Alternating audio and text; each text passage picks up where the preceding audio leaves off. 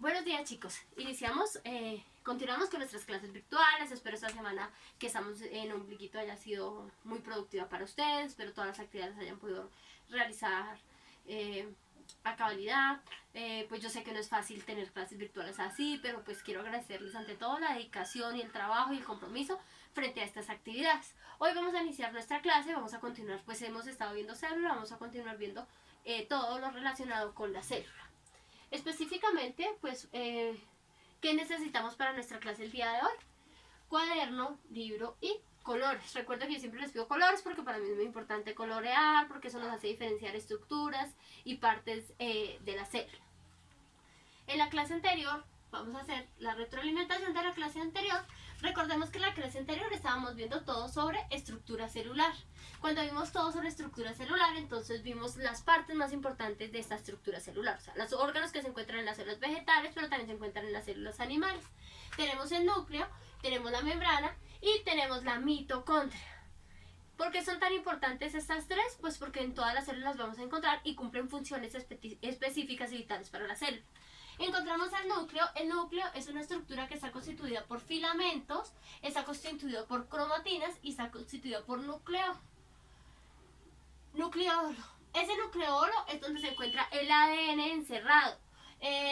La estructura o el núcleo participa en toda la división celular de las células. Por eso es tan importante, porque participa en la división celular de las células, contiene el ADN y ese ADN se encarga de la transferencia. Permite que las células se puedan reproducir. Por eso es tan importante. Entonces tenemos ese núcleo, que tiene una estructura simple, pero está constituido pues, por los filamentos, por las cromatinas, por los nucleolos. Tenemos la membrana. La membrana se caracteriza porque participa en el proceso de nutrición. ¿Qué hace la membrana? Es el que se encarga de la entrada y la salida de sustancias. Adicional, que se encarga de la entrada y la salida de sustancias, está constituida por proteínas, carbohidratos y fosfolípidos. Las proteínas, los carbohidratos y los fosfolípidos son los que se encargan de ese proceso extracelular, de que las células puedan realizar un proceso de nutrición.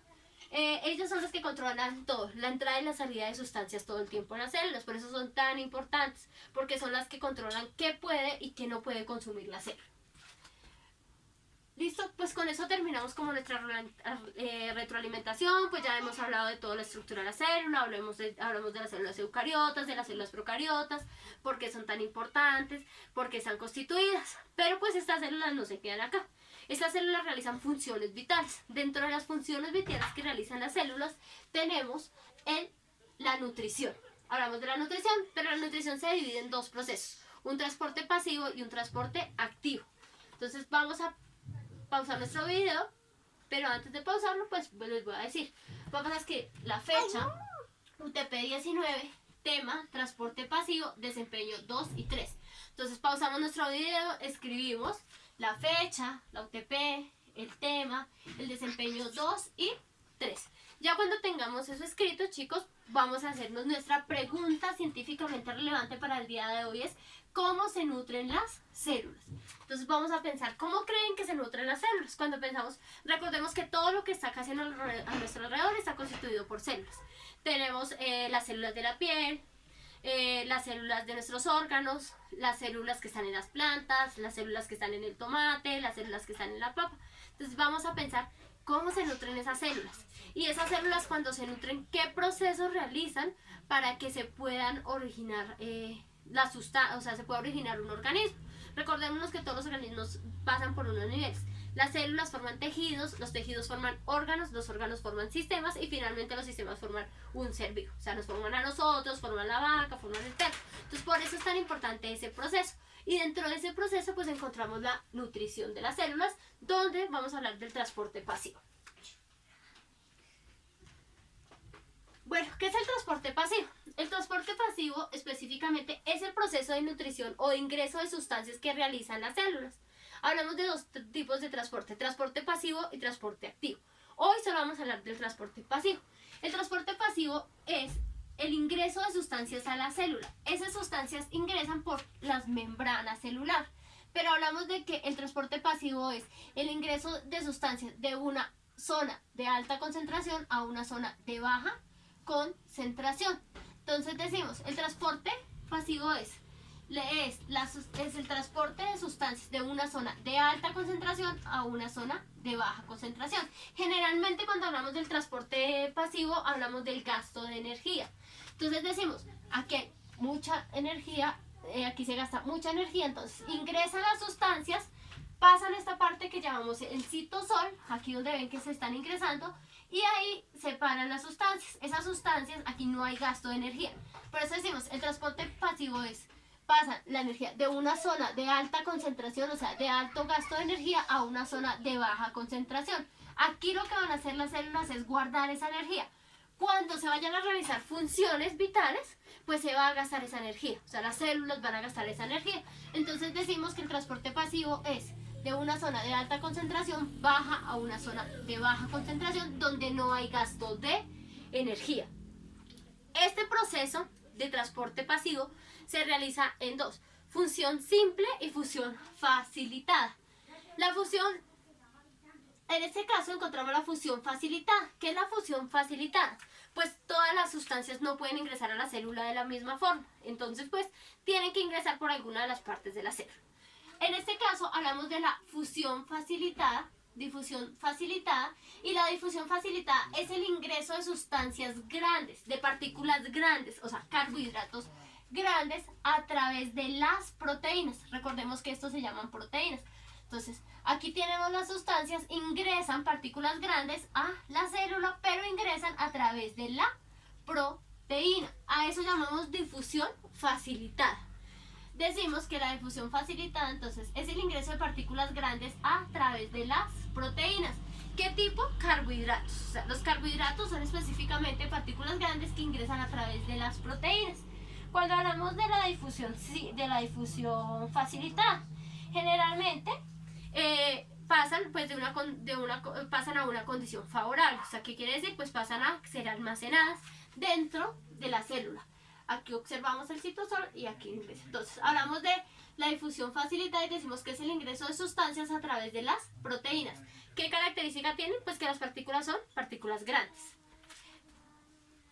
Hablamos de la difusión simple. La difusión simple específicamente es el ingreso de sustancias más pequeñas, pero ese ingreso de sustancias más pequeñas lo hacen a través de los fosfolípidos. Recordemos que la membrana tiene proteínas y tiene fosfolípidos. En la difusión simple, estas proteínas ingresan a través de los fosfolípidos, que quiere decir ingresan a través de esta zona.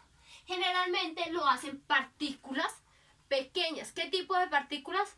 Oxígeno. Entonces, cuando hablamos de acá ingresan, entonces la difusión simple es el ingreso a través de los fosfolípidos. ¿Qué ingresa a través de los fosfolípidos? Partículas pequeñas, partículas mucho más diminuticas, ingresan a través de los fosfolípidos. Un ejemplo, pues, es el oxígeno. El oxígeno puede ingresar por difusión simple. Repito, todo este proceso de difusión simple y difusión facilitada lo hacen a través de la membrana. Aquí tenemos un proceso y es que se llama la ósmosis. La ósmosis es el ingreso de agua y ese ingreso de agua es también por los fosfolípidos. Recordemos que la membrana puede ser polar y apolar, o sea, puede dejar ingresar agua como también no deja salir agua. Esta parte superior de los fosfolípidos es por donde ingresan las partículas de agua para ser almacenadas en el citosol.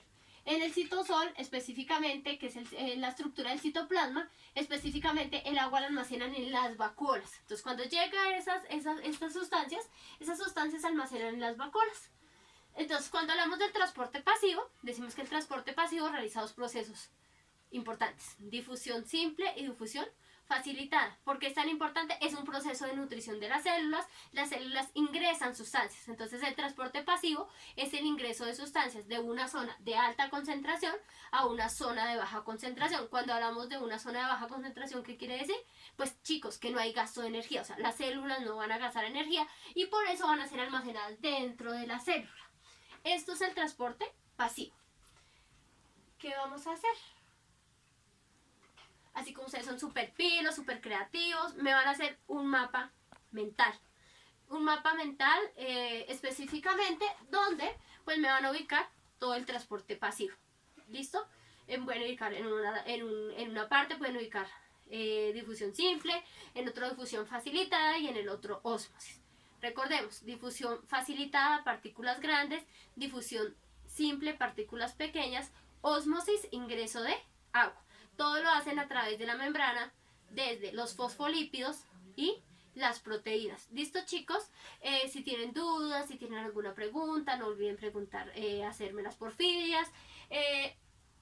Chicos, yo les había preguntado en la clase anterior que si podíamos realizar nuestra clase por Zoom. Lo que pasa es que me parece muy importante que todos se puedan conectar. Entonces se dificulta mucho porque pues todos no se pueden conectar. Entonces pues vamos a continuar con nuestras clases así. Pero ustedes saben que yo siempre soy muy dispuesta a que me pregunten, a lo que necesiten, yo les contesto. Yo he recibido todos los trabajos. ¿Qué me van a enviar de este trabajo? Recuerden que yo siempre les digo lo que me deben y no me deben enviar. En este caso, me van a enviar la foto del mapa mental, solo la foto del mapa mental. Hay actividades que no son calificables, pero pues que las reviso, pero ustedes saben que pues otras son calificables. Entonces, chicos, por favor, me envían una fotico del mapa mental. Espero tengan un buen fin de semana, espero puedan descansar, un abracito y nos vemos en la siguiente clase. Chao.